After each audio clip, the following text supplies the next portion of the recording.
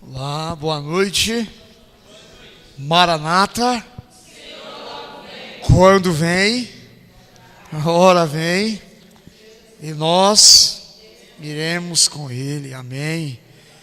Esse é nosso sonho, né? Nossa esperança, a volta do Senhor Jesus. Irmãos, é um prazer estar com vocês aqui. Eu confesso que estou um pouco cansado. Não foi fácil. Vocês sabem, eu trabalho no mercado municipal, né? Eu trabalho à noite e durante o dia agora eu faço estágio numa oficina de autoelétrico, de veículos, de automóveis. E aí, quando eram umas 3h pouco da tarde, eu fui para casa. Falei, hoje eu vou descansar um pouco, que tenho que ter uma pregação à noite. Fui para casa descansar um pouco para estar com vocês. Mas quando eu chegava em casa, tinha uns garotos na frente da minha casa, tem um campo, e tinha uns garotos jogando. E eu fui para o campo jogar bola com os garotos. Aí eu joguei uns 20 minutos, abriu a panturrilha. Pronto, é a idade, né? Mas também a noite todo acordado, o dia todo acordado, sem dormir, eu estou aqui. E eu quero confessar uma coisa para vocês. Era para mim estar aqui muito cansado, mas eu não estou, estou gostoso. Eu queria que me convidasse toda sexta-feira para pregar, que eu estou me sentindo muito bem. Irmãos, de antemão, eu quero dizer uma coisa para vocês. Assim, ó, hoje eu estou acompanhado com a minha esposa, Elisângela, a minha filha Adiele, o meu filho Adiel e o amigo João, que a gente trabalha junto lá na oficina de autos. Meu amigo, eu arrumei um outro amigo agora. Graças a Deus eu tenho arrumado muitos amigos. Estou feliz de estar com vocês. E eu quero dizer para vocês assim, olha, o Senhor Jesus ama a todos vocês. E como o Edivaldo orou, com certeza não é em vão esse encontro aqui nosso, com o nosso Senhor Jesus, não vai ser em vão. Muitas coisas vão acontecer, vai ser de uma certa utilidade o que vamos aprender essa noite, nos períodos que nós vamos enfrentar aí futuramente. Tá bom? Como não podemos perder tempo, eu quero orar com vocês, para nós irmos direto para o assunto aqui, para ninguém ficar muito fadigado para amanhã cedo retornarmos aqui ao sábado, tudo bem? Oremos então. Eterno Deus e eterno Pai, muito obrigado, Senhor, porque somos indignos de estar aqui. Mas graças à Tua bondade, o Teu amor, a Tua misericórdia, através de Cristo, hoje nós podemos ir e vir com liberdade religiosa para adorar o nosso Salvador Jesus Cristo. Obrigado, Senhor, pelo sábado também. Obrigado por estarmos em companhia de irmãos que têm a mesma esperança que nós, que aguardam a volta de Cristo, que aguardam esse dia esplendoroso que será a volta do Senhor Jesus, porque sabemos que vamos viver eternamente juntos para nunca mais nos separarmos. Guarda todas as pessoas que não puderam vir e aqueles que negligenciaram também. Tem misericórdia de todos eles. Abençoa o Márcio e Demilton, no seu outro que vai pregar os próximos dias, que o Teu Santo Espírito, que com certeza, eu tenho certeza disso, vai me usar nessa noite, posso utilizar eles também.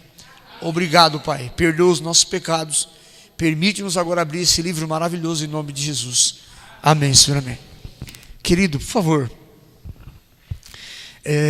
irmãos, segundo as informações lá, uma grande crise se aproxima do mundo e da igreja. Fui eu que bolei isso aí, mas assim, não se aproxima, é mais para instigar a pessoa curiosa e estudar, pesquisar, porque ela não se aproxima. A crise já se instalou no mundo. Ela não só se instalou no mundo, mas ela se instalou dentro da igreja, ela se instalou na sociedade, ela se instalou na família. Uma grande crise. Nós estamos vivendo uma grande crise econômica, social, política, financeira. Nós estamos vivendo uma crise, irmão. Uma crise terrível. O Adiel Lineker, ele leu um texto lá numa vigília na Vida Verde, no livro Serviço Cristão. O texto é magnífico, Divaldo. O texto diz que esse planeta ainda está em órbita porque existem cristãos nesse planeta. Se não houvessem cristãos no planeta, esse planeta não estava mais em órbita, já tinha sido destruído.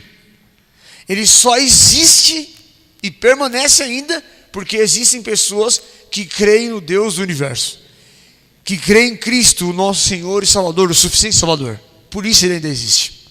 Próximo texto, Barão. A história está se repetindo. O mundo hoje tem seus Acabes e suas Jezabéis.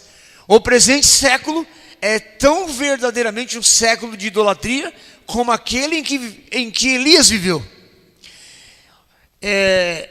Isso é fantástico saber esse texto. Esse texto é muito importante para mim e para você. Por quê? Se existem Acabes e Jezabéis, também existe quem? Elias. Fantástico o texto. Se existe Acabes e Jezabéis, existem quem? Elias. Aleluia. Louvado seja o nome de Jesus. Existem nesse planeta servos fiéis do Senhor, pessoas que amam o Senhor Jesus, que amam a verdade, que amam a Bíblia como ninguém, irmãos. Abram suas Bíblias, por gentileza, no livro de 2 Reis, e o capítulo é o capítulo 17.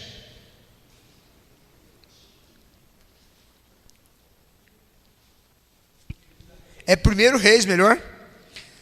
1 Reis, capítulo 17. Desculpa aí, tá, irmãos? Tenha misericórdia do irmão, que é o sono, tá? Aí a mente aqui. Irmão, já me adianta o próximo texto. Essa é uma meditação que foi do ano passado, inspirada pela irmã White. E ela diz assim, ó: deve se tornar claro aos que desejam orações por seu restabelecimento que a violação da lei de Deus, quer natural, quer espiritual, é pecado, e que a fim de receber suas bênçãos, ele deve ser confessado e abandonado. Percebe uma coisa? Esse texto ele é uma luva de película. Assim, hoje eu conversava com algumas pessoas na oficina, e para falar com eles da Bíblia e da verdade, eu tinha que fazer um rodeio para chegar em certo ponto. Esse texto, ele é claro, direto. Ele está falando assim, ó, que a transgressão da lei moral, como também da lei física, ela é pecado. Porque alguns discutem assim: tomar café é pecado? Segundo esse texto, sim. Porque ele está falando que a violação da lei física, a violação da lei de Deus, quer natural, e a violação da lei natural é danificar o templo do Espírito Santo. Aí vão te perguntar: tomar Coca-Cola é pecado? Segundo a informação do texto, é. E para piorar, o texto fala assim, ó: é pecado, e que a fim de receber suas bênçãos, e esse pecado deve ser confessado e o quê?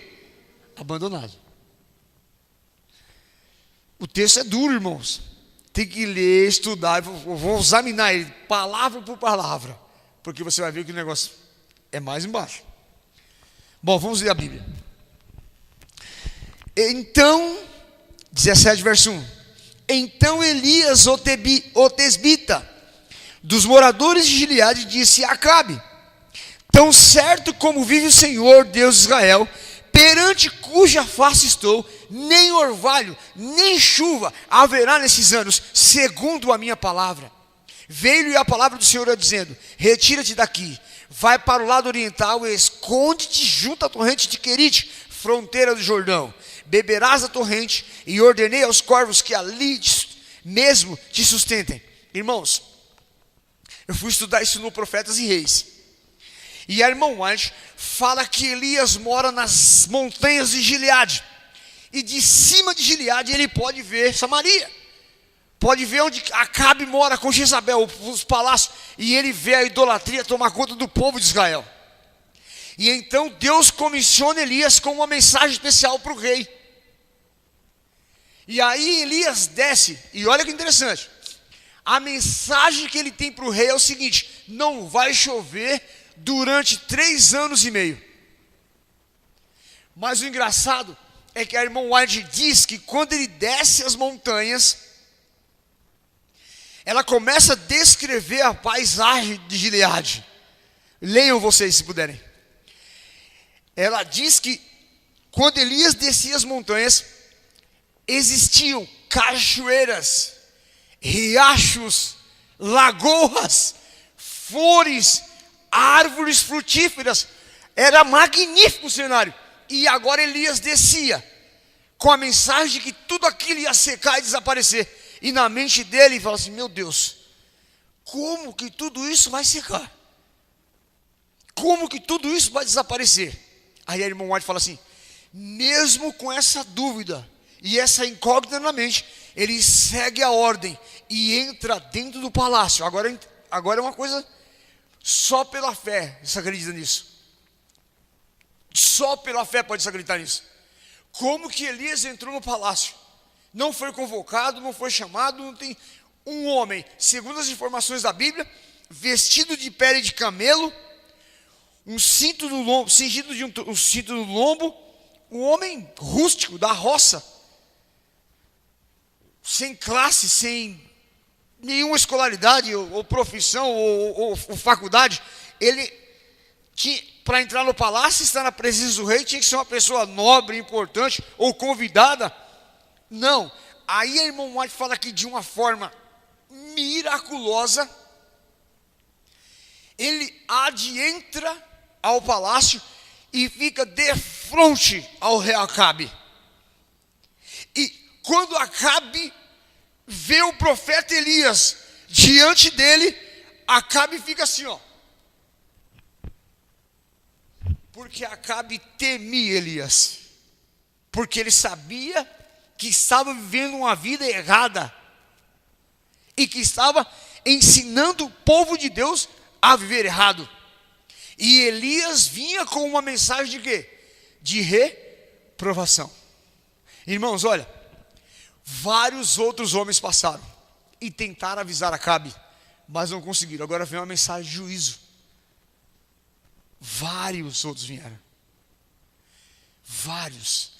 Quantos pregadores não passaram aqui antes de mim? Até que eu chegasse. Hoje é uma mensagem de juízo, irmão. E olha, quando Acabe parou na frente de Elias, Elias falou assim: olha, a ordem de Deus é o seguinte: vai ficar sem chover 3 anos e meio, até que eu volte e diga o contrário. Quando Acabe recobrou os sentimentos, os sentidos, Elias já tinha desaparecido. Da mesma forma que ele entrou, ele também saiu. Quando o rei pensou em falar com Elias, Elias já tinha saído. E Deus já havia mandado ele para onde? Para o riacho de Querite. E falou assim: olha, você vai beber da torrente do Querite, e eu já ordenei corvos que te alimentem lá. Fantástico isso, né, irmão? E por anos, ó. Por anos, continua isso. 3 anos e meio o rei procurando Elias. Jezabel mandou matar todos, a maioria dos profetas. Porque vai entrar um homem na história que ele conseguiu esconder um monte de profeta. Fez eles viverem de pão e água, mas conseguiu proteger eles. É incrível essa história. Irmãos, não é fácil falar sobre isso. É muito difícil. Nossa igreja vive uma crise. Nós, na época da irmã White, tivemos a apostasia alfa. E hoje nós estamos vivendo uma apostasia ômega. Só que a irmã White falou assim que a apostasia alfa, ela era bem... Qual palavra eu poderia usar? A apostasia ômega, ou a apostasia alfa, perto da ômega é fichinha. É algo para, sabe, assim, que veio para arrasar com a igreja, arrasar, fazer com que as pessoas se afastem, como Jezabel e Acabe fez na época deles. Afastou as pessoas de Deus, afastou as pessoas do seu Criador, e agora eles adoravam a Astarute, adoravam a Baal. 450 profetas de Baal, 400 profetas de Astarute ensinavam o povo a adorar um Deus estranho. E Elias e outros profetas lutando para que o povo retornassem para a origem, para o seu Deus Criador.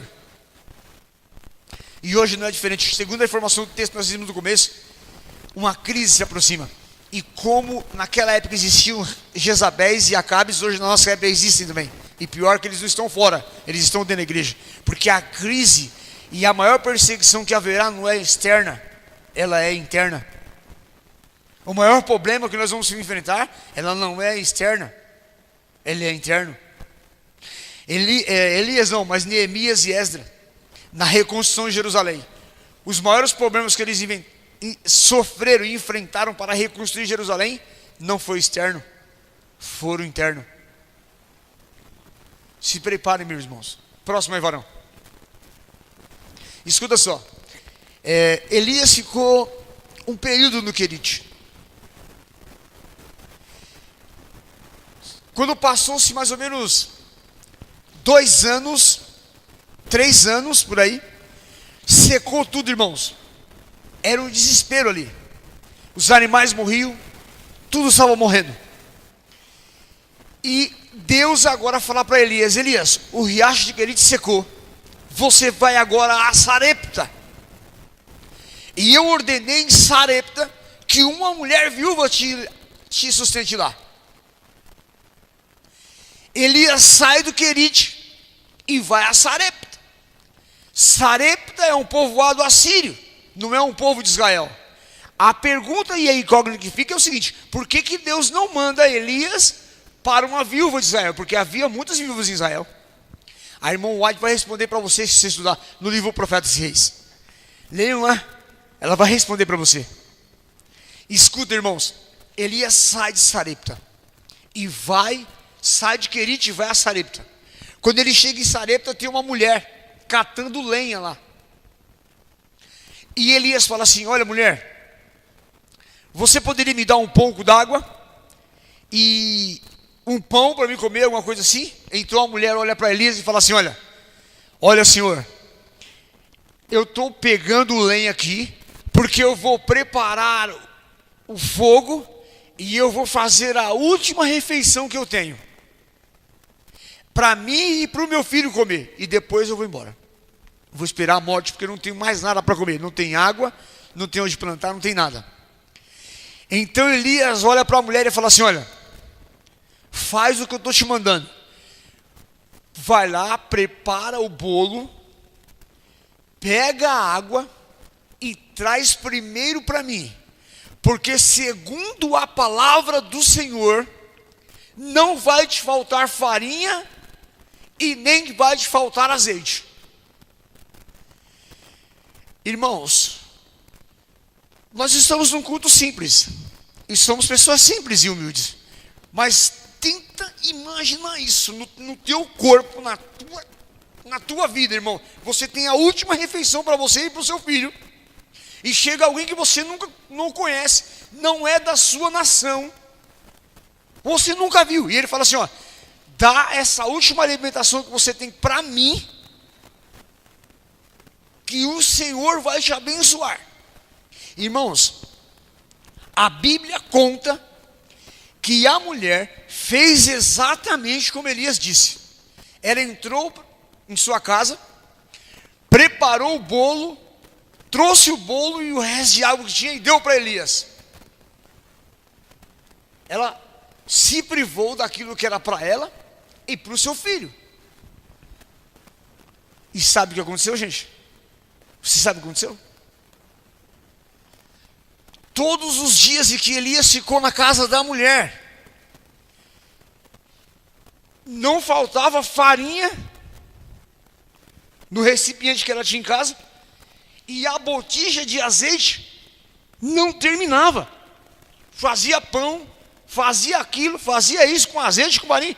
Agora a pergunta é: não tinha chuva, não tinha trigo, não tinha rio ou oliveira com azeitona para fazer azeite? De onde que vinha o azeite? Ou de onde vinha essa farinha, irmãos?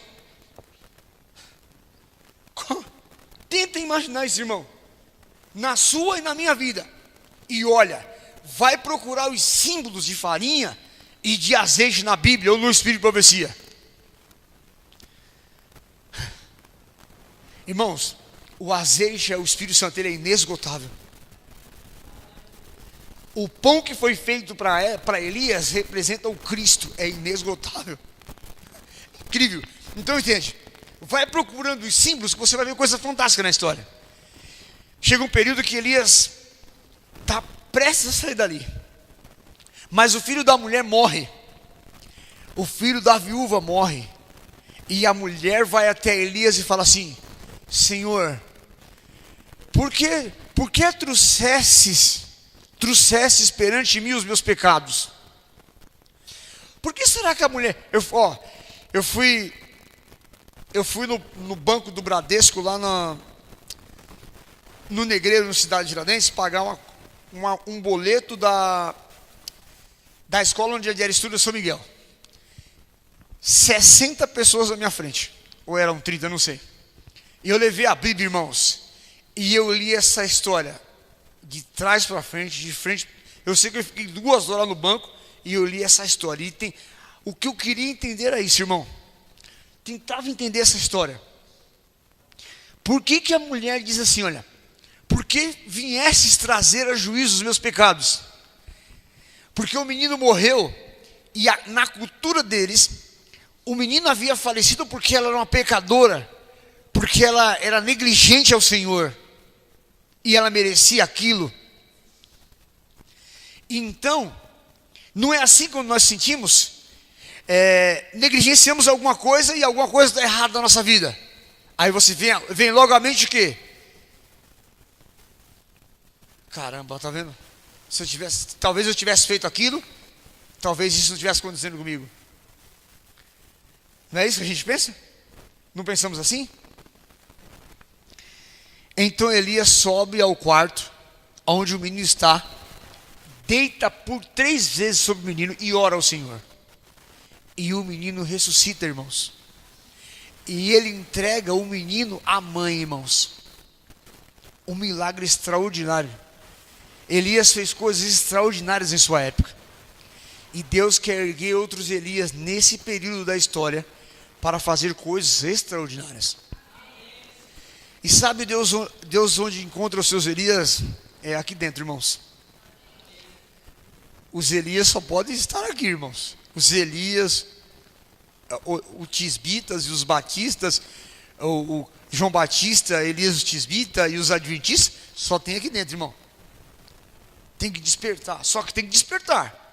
Tem que acordar, estão tudo dormindo. É como aqueles vulcões da Europa, tudo adormecido, mas quando eles soltam uma fumacinha, já para a Europa inteira. Já viu isso? Um vulcãozinho que tem lá, ele para toda a Europa. Então, se erguerem os Elias que tem aqui dentro, irmão, esse mundo nunca mais será o mesmo. Nunca mais será o mesmo. Irmãos, agora vem a ordem para Elias. E eu gostaria de ler isso na Bíblia de vocês,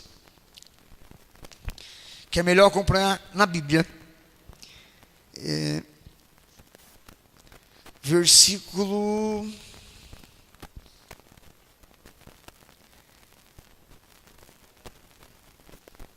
capítulo 18, verso 1. Muito tempo depois, veio a palavra do Senhor Elias no 3º ano, dizendo: vai, apresenta-te a Acabe, porque darei chuva sobre a terra. Partiu, pois, Elias a apresentar-se a Acabe, e a fome era extrema em Samaria. Acabe chamou a Obadias, o mordomo. Obadias temia muito o Senhor, porque quando Jezabel exterminava os profetas do Senhor, Obadias tomou 100 profetas, de 50 em 50, e os escondeu numa cova, e os sustentou com pão e água. Disse Acabe a Obadias: vai pela terra a todas as fontes de água e a todos os vales, pode ser que achemos erva, para que salvemos a vida aos cavalos e mulos, e não percamos todos os animais. Repartir entre si a terra, para a percorrerem.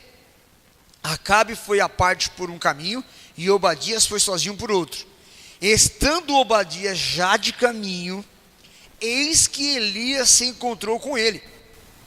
Obadias, reconhecendo, prostrou-se com o rosto em terra e disse: és tu o meu senhor Elias? Eu quero passar uma lição para a juventude da igreja aqui hoje, agora, nesse momento. Irmãos, Obadias não é um jovem, ele já é um homem maduro.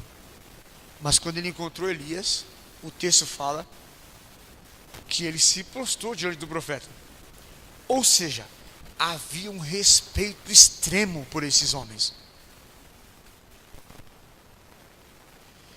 E na igreja adventista, os meninos brincam e zombam dos anciãos e do pastor.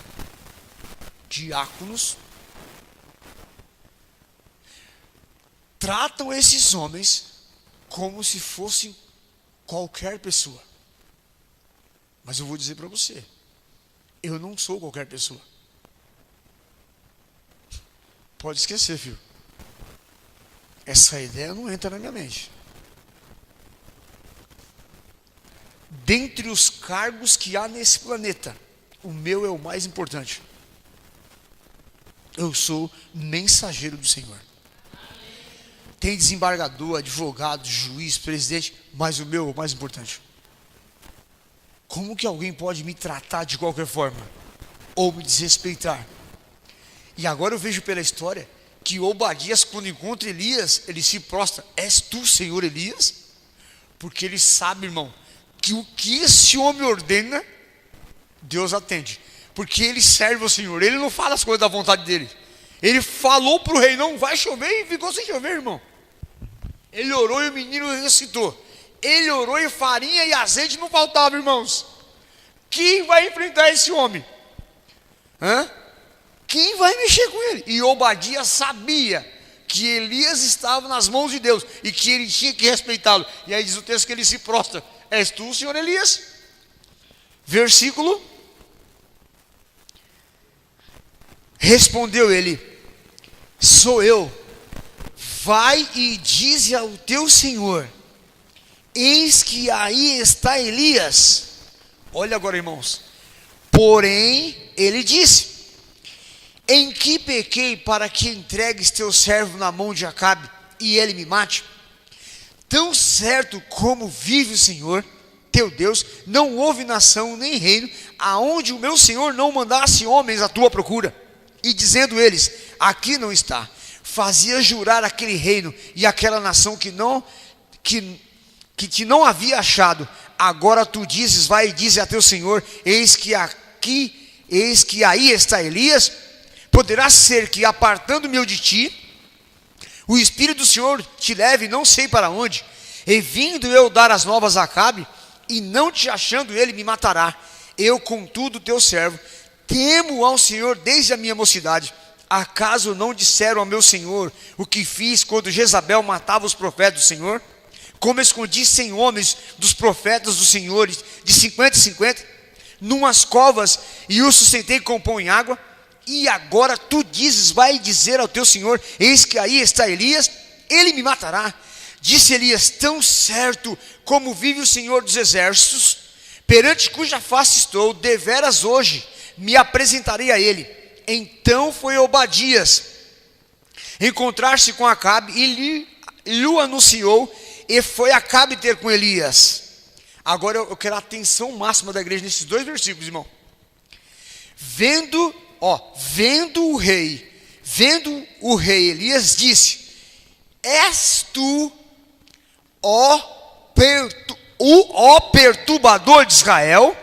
Olha o que o rei fala para Elias assim: você é o culpado de tudo que está acontecendo nesse planeta. O motivo de estarmos nessa seca e com essa fome toda é por causa de você. Deixa eu contar uma coisa para vocês aqui rápida. Cadê a hora? Vai dar tempo. A minha mãe mora em Caraguatatuba. A minha mãe estava com um nódulo no ovário. E eu fui com a minha esposa no AMA de Caraguá. E chegando lá, minha esposa entrou no AMA com ela e eu fiquei no carro. Uma senhora passou por mim, eu falei assim: eu posso ficar aqui? Eu tenho a minha Bíblia, vou ler um livro dentro do carro, aqui é tranquilo. Aí a mulher olhou para mim e falou assim: já foi mais tranquilo aqui, né? Em outras palavras, ela me disse assim: tranca o carro e saia fora. Tranquei o carro, peguei a minha Bíblia, a minha lição de escola sabatina, a minha meditação, alguns folhetos e saí a pé na calçada, em direção ao AMA, dando folheto para um, folheto para outro, folheto para um, folheto para outro. Entrei no corredor do AMA, uns bancos para cá, banco para cá, um monte de gente, folheto para um, folheto para um, folheto para outro. Encontrei dois senhores, um de 80 e poucos anos e um de 70 e poucos anos. Aí eu falei assim: eu amo conversar com esses camaradas, vou aprender um monte com eles aqui agora. Deu o folheto, aí eles pegaram o folheto e os dois olharam para mim e falaram assim: de que igreja que você é? Aí eu falei assim: eu sou um apaixonado pela Bíblia, eu gosto de ler Bíblia, livros de Jesus. Aí tentando enrolar os tiozinhos, né? Aí ele falou assim: fala de que igreja que você é, porque senão nós não vamos pegar o seu folheto. Mas por quê? Qual o problema? Não tem preferência por igreja, não, placa de igreja. Tenta explicar. Não, fala a igreja. Não tem jeito, ali não tem jeito. Você fala ou não fala? Eu falei assim: eu sou adventista do sétimo dia. Toma o seu folheto, ninguém quer seu folheto aqui não. Eu falei: o que aconteceu? Você falou para falar o nome da igreja, agora está. Eles me devolveram o folheto assim, mas hostilmente. E aí, escuta, o tiozinho mais velho olhou para mim e falou assim: todo crente é servo do capeta. Eu fiquei assim: quê? Eu falei: mas senhor, eu estou com a Bíblia na mão, fazendo o trabalho que o Senhor Jesus me designou, pregando o Evangelho. Todo cristão de igreja e crente, ele é servo do diabo. Falou para mim. E não era baixinho. Ele gritava comigo, o tiozinho, irmão. E eu falei assim: meu Deus do céu. E eu não sabia o que fazer, irmão. E eu falei assim: senhor, não estava vendo algum aqui? Ele falou para mim assim: escuta, eu já fiz 4 pastores das igrejas de igreja voltar para a igreja católica. Ele falou para mim. Falei: foi mesmo, foi. E se você quiser estudar a Bíblia comigo, pode ir na minha casa. Eu moro em tal lugar, rua tal, número tal. Pode ir lá que a gente vai estudar e eu vou fazer você voltar também. Falou para mim. Falei: rapaz, eu vou lá. Aí, conversando com ele, tentando conversar com ele, ele falou assim: escuta, rapaz, você é casado? Eu falei: sim, eu sou casado. A minha esposa está aí com a minha mãe dentro do posto. Você é um adúltero. Ele falou para mim: eu sou um adúltero? Rapaz, eu tenho uma mulher só, eu tenho a minha aliança, tudo certinho, né? Como que eu sou um adúltero? Você é adúltero porque o livro de Eclesiástico da minha Bíblia, porque na tua Bíblia não tem um livro de Eclesiástico que na minha tem, não tem mesmo.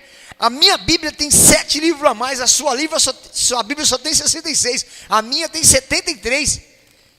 Eu falei assim: uma pergunta, senhor, eu sou mais jovem, senhor, eu quero aprender. Alguma vez nas pregações de Cristo, ele mencionou algum versículo dos livros de Judite, desses livros que você está falando? Ele mencionou?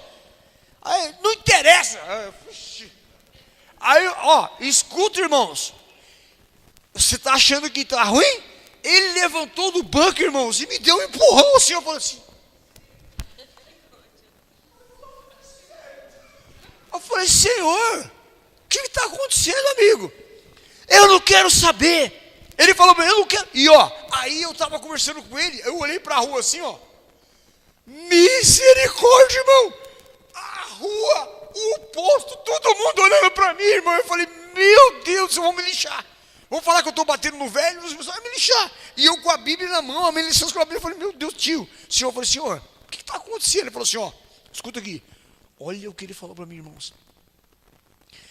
Se eu fosse o dono do mundo, eu dizimava todas as igrejas de crente. Eu falei, tá ficando maluco? Ele falou assim, ó, você sabe por que tem fome? Sabe por que tem essa crise louca que está nesse mundo? É tudo culpa de vocês. Viu o que o rei falou para Elias? Vocês viram o que o rei falou para Elias? Você vai ouvir a mesma coisa. Daqui uns dias você vai ouvir a mesma coisa. Sabe quem vai ser os culpados da crise mundial? Da crise política, da crise financeira, da crise hídrica? Sabe quem vão ser os culpados? Você, moça que canta o evangelho. Você, você vai ser o culpado. O rei falou para Elias, você é o perturbador de Israel. Você é o perturbador do mundo. Todo mundo está com fome e sede por causa de você. É por causa de nós? Vamos ver o próximo texto. Será que é por causa de nós? Próximo versículo, 18, né? Agora, não, 18. Respondeu Elias a Acabe, eu não tenho perturbado Israel, mas tu e a casa de teu pai, porque deixastes o que, irmãos? E seguiste a quem? E eu pergunto, irmão, qual que é o problema do... Imagina se todo o planeta guardasse os mandamentos de Deus. Tinha esses problemas que temos, irmão? As meninas namoravam com as meninas. Os meninos namoravam com os meninos. Havia adultério, roubo, essas mortes por celular. Os maridos espancariam as mulheres.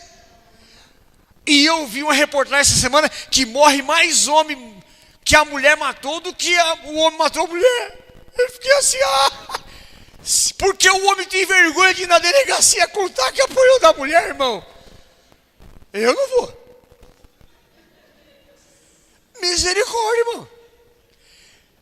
A mulher escancarou isso lá. Mas a mídia coloca que só o homem mata a mulher. Mas a mulher foi no Face e falou assim, morrem mais homens que a mulher matou do que mulheres que o homem matou. E agora? Se nós guardássemos os mandamentos, tinha isso, irmão? Não tinha nada disso. Ideologia de gênero existiria? O seu filho nasceria homem ou mulher. Agora o seu filho nasce e sabe lá o que é, irmão.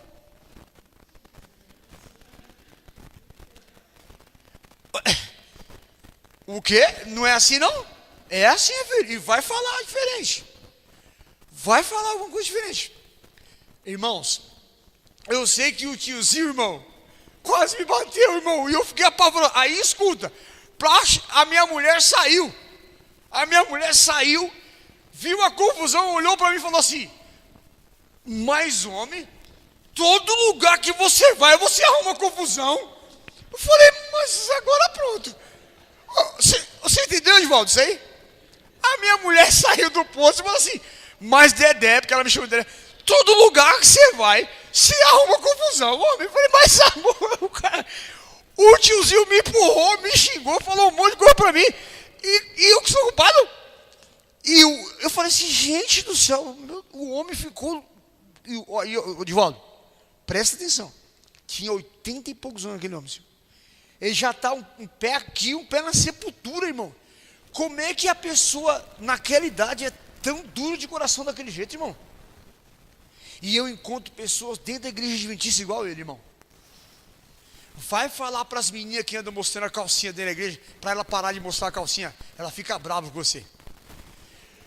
Fala pro menino, fala pro menino assim, ei, amiguinho, essa calça apertada de Justin Bieber aí, de boiolinha aí, ou vai falar pro menino assim, você não pode ir pro estádio de futebol. Corinthians, aí o cara, isso é coisa de fanático, é isso que fala ou não fala?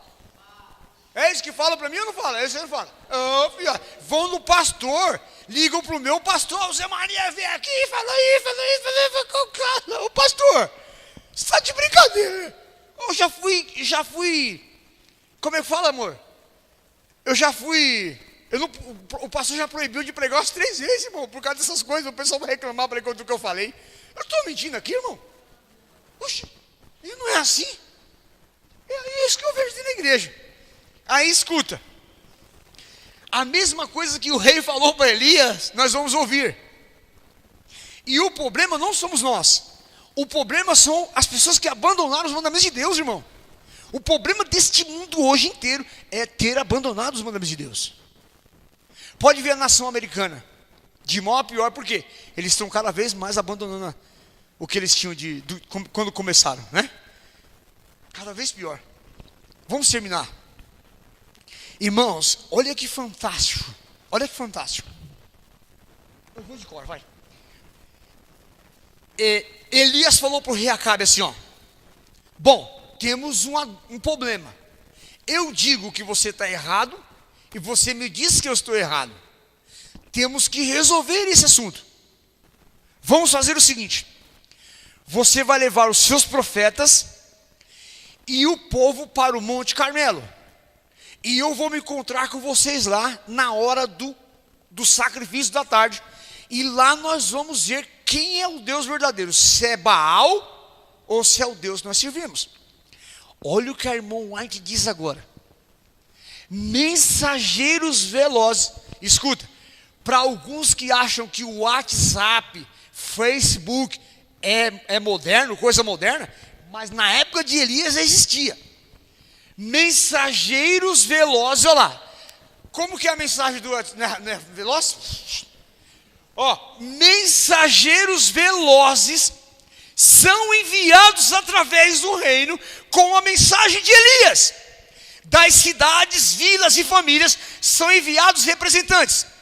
Todos parecem apressados para responder ao chamado, como se algum milagre maravilhoso estivesse para ser realizado. Segundo a ordem de Elias, Acabe reúne os profetas de Baal no Monte Carmelo. O coração do líder apostatado de Israel está aterrorizado, tremendo. Ele cumpre a ordem do severo profeta de Deus. Próximo, varão. Outro texto de irmão White falando da mesma coisa. A ordem fora dada por alguém que parecia estar na própria presença de Jeová, e Acabe obedeceu de pronto, como se o profeta fosse o monarca e o rei o súdito. Velozes mensageiros foram despachados por todo o reino, com a intimação de se reunirem com Elias e os profetas de Baal e Astarute. Em cada cidade e vila, o povo se preparou para se reunir no tempo indicado. Agora olha que interessante. Ao caminharem para o lugar, ou seja, eles andavam de 2 em 2, 3, 4 em grupos. Ao caminharem para o lugar, o coração de muitos se enchia de estranhos procedimentos. Algo fora do comum estava para o que, irmãos? Acontecer, senão porque a ordem para se reunirem no Carmelo. E eu pergunto para vocês, irmão, diante de uma crise hídrica, financeira, política, social, escolar, familiar, tem ou não tem alguma coisa para acontecer? Divaldo, alguma coisa grande está prestes a acontecer, irmão. E sabe o que eu acho que é, irmão? Ou melhor, eu tenho certeza que é a volta do Senhor Jesus. Irmãos, eu não vejo a hora, irmãos, desse negócio acontecer. E ó, não podiam todos ir para o pé da montanha. Os líderes das vilas e cidades é que foram para lá. Mas o povo que ficou na cidade, que ficou na vila, ficou olhando para a montanha. Passa o próximo texto, irmão. Os profetas de Jezabel, 850 em número, como regimento de soldados preparados para a batalha, sai como uma corporação com música instrumental e exibição imponente. Esse é um assunto que dá pano pra manga, não dá tempo para falar, porque eu fui uma vez visitar um centro de Umbanda aí, irmãos, e eles tinham um tambor lá terrível, irmão. E na igreja está entrando o tambor, que é usado por esses camaradas. Se você for usar direitinho, o carrum, certos instrumentos, não são cabíveis aqui, eles estão sendo usados aqui dentro. Não dá para falar agora sobre isso, então vamos lá. Mas há tremor no coração ao considerarem que pela palavra desse profeta de Jeová, a terra de Israel tinha sido desprovida de orvalho e chuva durante 3 anos.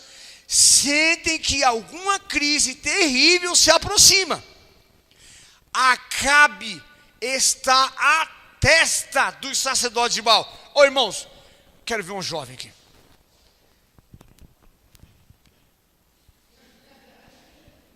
Você, garota, como é seu nome? O que significa aquilo? Acabe está à testa dos sacerdotes.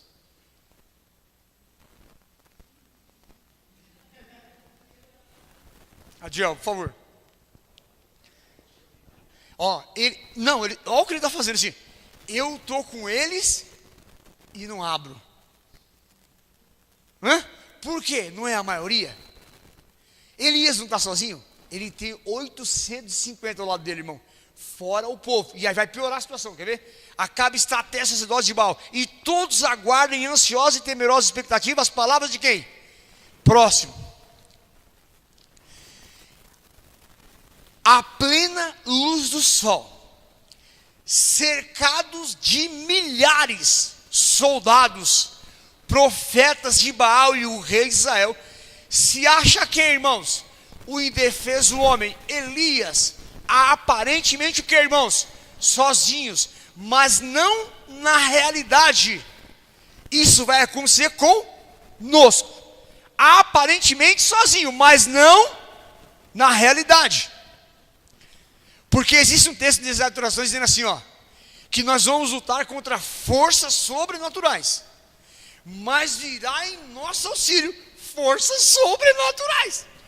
E lá, irmão, diz assim: os mesmos anjos que cuidaram de Jesus, que cuidaram de Elias e Eliseu, de Abraão, vão vir cuidar de nós na história, irmão. Vai, irmão, louvado seja o nome de Jesus. Os mesmos anjos que andaram com Eliseu vão estar comigo, irmãos. Vai ser fantástico esse negócio. Quer ver só? Aparentemente, mas não na realidade, o mais poderoso exército do céu lá, o mais poderoso exército do céu o cerca, irmão. Sabe o que o texto está falando, Edivaldo? Se alguém, irmãos, se alguém naquela multidão ousasse fazer assim, fazer o que o velho fez comigo, empurrar Elias, eu queria ver quem é que tinha coragem, irmão, de empurrar Elias. O texto está falando, irmão. Quem é maluco de encostar a mão nesse homem, irmãos? Olha lá, o mais poderoso exército do céu cega, ou seja, quem encostar nele, fulmina. Anjos magníficos em poder vieram do céu para proteger o fiel e justo profeta.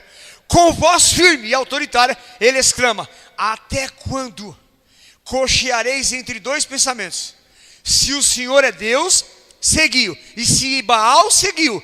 Porém o povo não lhe respondeu o que, irmãos? Que bando de covarde, irmão. É o que tem nesse planeta, só covarde. Ninguém naquela vasta assembleia ousou pronunciar uma palavra por Deus e mostrar sua lealdade a Jeová. Que engano surpreendente e terrível cegueira. Tinham como uma nuvem escura coberto de Israel. Cegueira e apostasia não os envolveram subitamente. Vieram sobre eles gradualmente. O que significa isso, irmão? As pessoas não saem da igreja de uma vez. Ela começa a chegar 11 horas no sábado. Ela não vem mais quarta-feira para a igreja. Domingo ela vem com a roupa toda amassada do varal, com o pregador pendurado aqui ainda, sabe assim? Aí vem, senta de qualquer jeito aí, não traz inário, não traz Bíblia, conversa o culto inteiro, arrasta os irmãos para fora, fica vontade de mijar 5 vezes do culto, vai no primeiro, ou então toma o filtro de água sozinho. É desse jeito, irmão. Ele não vai subitamente, é gradualmente.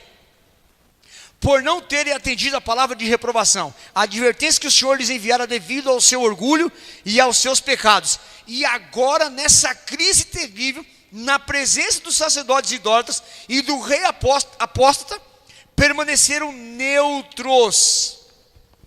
Moça, o que é neutro, pelo amor de Deus? Neutro você sabe. Ah, danada. O que é neutro, homem? Neutro, ó, tem uma historinha fácil. O camarada está no muro, do lado do céu, do lado do inferno. E o pessoal do céu, homem, desce do muro aí, rapaz, vem pra cá. Aí ele olha pro lado do inferno e fala assim: "Ei, todo mundo está me chamando aqui, ninguém chama a gente para ir, pô, ninguém quer que eu vou para ir." Ele fala assim: "Ó, amigo, o muro é nosso. O muro já é nosso." Ou seja, neutro é do capeta, irmão. O camarada que é neutro, o jovem, o idoso, será que se ele for neutro, ele já é do diabo? Pode ligar para o meu pastor que eu falei isso, tá? Pode ligar lá. Pastor Giovanni, o número está por aí. Ó, fala que eu falei. Quem é neutro é do diabo, irmão. Acabou a história. O que Deus fala lá em Apocalipse? Não é quente, nem é frio, és o quê? Morno é o quê entre as duas temperaturas? Não sabe o que é, irmão. E eu estou a ponto de... Nós viemos para cá e tinha um rapaz no meu carro que ele queria pôr as tripas, falando: "Não, meu carro não, pode descer." O João e eu, meu filho, a minha esposa e minha filha, a gente vinha rachando o bico. O cara, tá chegando na igreja, meia hora dentro do carro, o cara queria vomitar tudo, irmão. Não, aqui não. E agora, quando nós voltarmos, eu pôr no porta-mala, com a porta aberta lá atrás, irmão. Aí, escuta, irmão, olha lá, permaneceram neutros. Se Deus aborrece um pecado mais do que o outro, do qual o seu povo é culpado, é o quê? É o de nada fazer no caso de uma emergência. Indiferença e neutralidade numa crise religiosa são considerados por Deus como um crime grave e igual ao pior tipo de hostilidade contra Deus. Próximo. Presta atenção agora, irmãos. Agora é lindo, hein? Vou fechar bonito o negócio. Ó, gente, ó, Elias chega ao Monte Carmelo com os profetas de Baal e fala assim: "Olha, vocês começam, podem começar vocês." E eles preparam o altar deles, música, dança e o sacrifício. E diz a Bíblia que esses 850 profetas ficaram de manhã até a tardezinha clamando a Baal: "Responde-nos, Baal, manda fogo", sabe assim? E eles cansavam, rasgavam a roupa, se retalhavam com lanças, com facas, com espadas, gritavam, gemiam. Chegou o ponto de Elias ficar zombando deles: talvez ele foi pescar, talvez ele esteja dormindo de férias. E eles fizeram tudo isso, irmão, e nada aconteceu. Chegou uma hora que eles não aguentaram mais. Eles não tinham mais forças físicas para fazer nada. Então eles entregaram o posto para Elias. Irmãos, olha que fantástico isso. Elias, irmão, pegou 12 pedras. 12 pedras. Cada pedra representa uma tribo de Israel. Sabe o que significa? Eu fui estudar? O culto familiar, irmãos. O altar de casa. Ele erigiu um altar, irmãos, com 12 pedras. Repartiu um novilho e colocou as partes que Moisés escreve em Êxodo, que podem ser postas nesse sacrifício em cima do altar.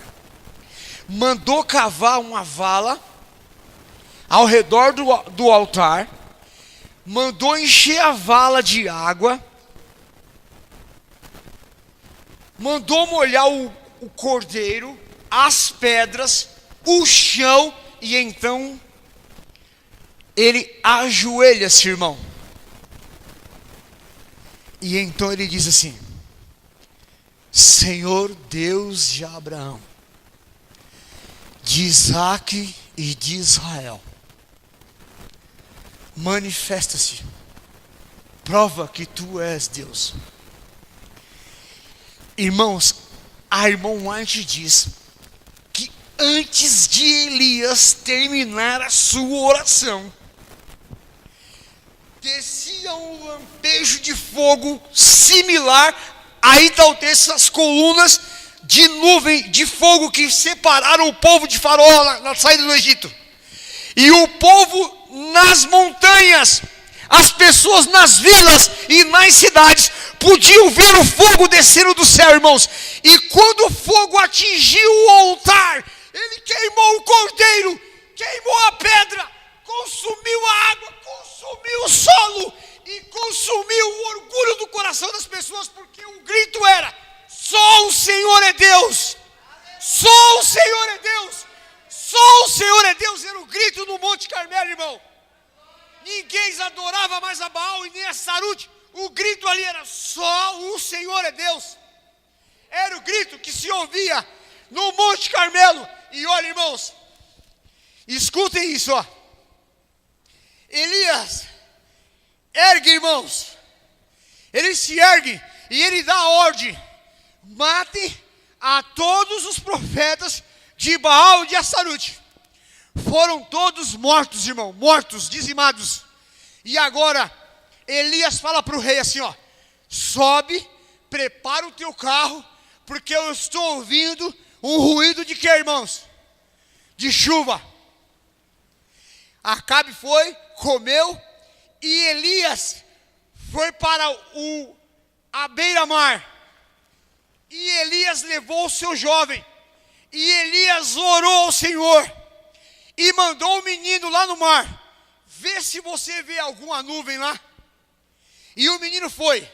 O menino voltou e falou assim: senhor Elias, o mar parece bronze, não tem nada lá. Elias orou a segunda vez, mandou o menino no mar. O menino voltou: senhor, não tem nada lá.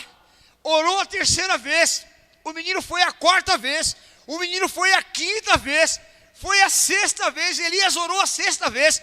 E o menino foi no mar. E não tinha nada lá, irmãos. Então Elias se ajoelhou a sétima vez. E o garoto foi ao mar.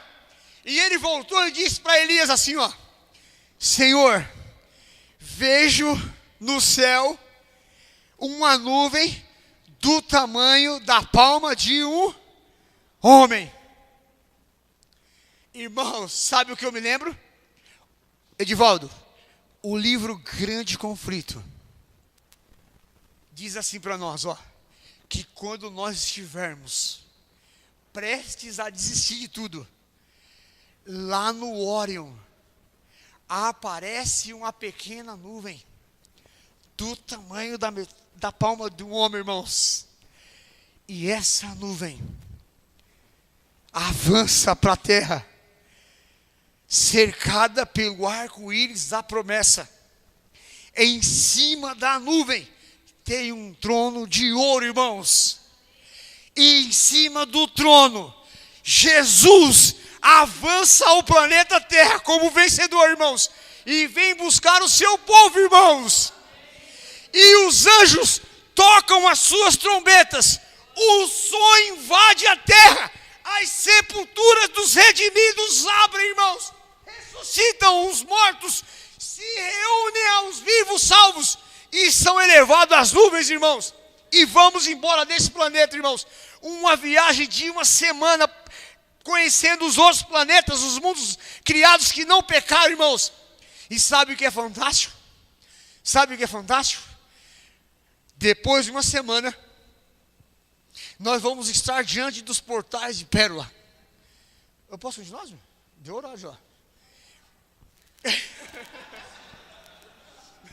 Assim não dá para parar. Assim não dá para parar, irmão. Nós vamos estar depois de uma semana diante dos portais de Pérola. E os portais de Pérolas vão se abrir, irmãos. E nós, transformados, vamos adentrar a cidade, receber um novo nome. Uma coroa, irmãos. Vamos caminhar em ruas de ouro, morar em mansões, irmão. E sabe o que é fantástico? Sabe o que vai ser fantástico? Você vai encontrar pessoas que você nunca viu lá. Alguém vai tocar no teu ombro e vai falar assim: olha, tudo bem? Eu sou Abraão.